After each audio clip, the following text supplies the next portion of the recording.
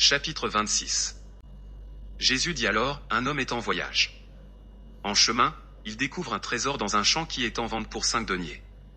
À cette nouvelle, l'homme vend aussitôt son manteau pour acheter ce champ. Est-ce que c'est croyable? Celui qui ne le croirait pas serait un fou, répondirent les disciples. Vous serez donc fous, dit Jésus, si vous ne donnez pas vos sens à Dieu pour acheter votre âme dans laquelle se trouve le trésor inégalable, puisque pour celui qui aime Dieu, Dieu est à lui, et celui qui a Dieu a tout. Pierre intervint, Maître, comment doit-on aimer Dieu de véritable amour? Dis-le-nous.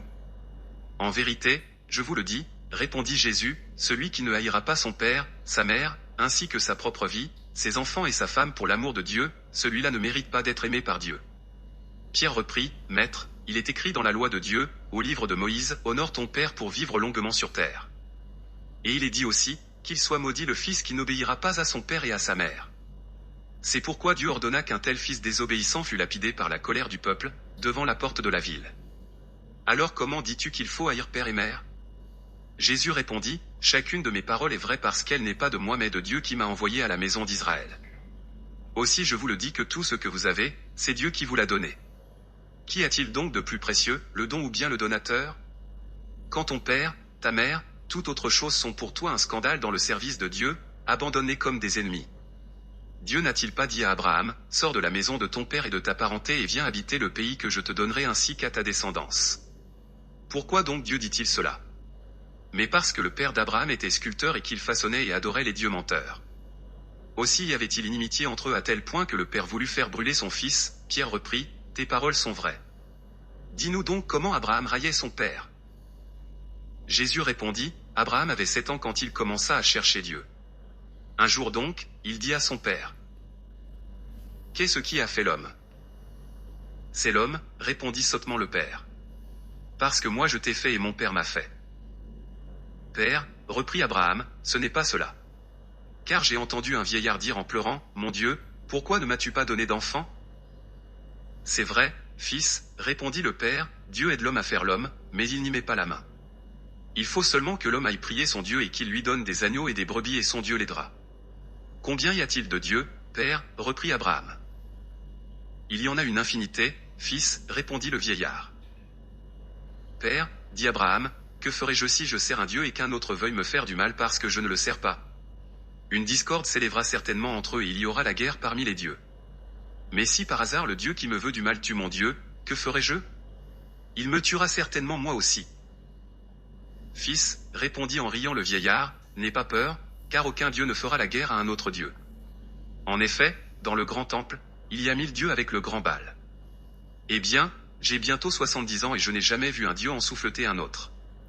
Et pourtant, tous ne servent pas le même Dieu, mais celui-ci sert l'un et celui-là un autre. Ils sont donc en paix entre eux. Oui, dit le père, ils sont en paix. Abraham dit alors, Père, comment sont les dieux? Insensé, répondit le vieillard, chaque jour je façonne un dieu que je vends pour acheter du pain, et toi tu ne sais pas comment sont les dieux. Juste à ce moment, il fabriquait une idole. Celui-là, dit-il, est en bois de palmier. Celui-ci en olivier, ce petit-là est en ivoire, regarde comme il est beau. Ne dirait-on pas qu'il est vivant? Pour sûr, il ne lui manque que le souffle.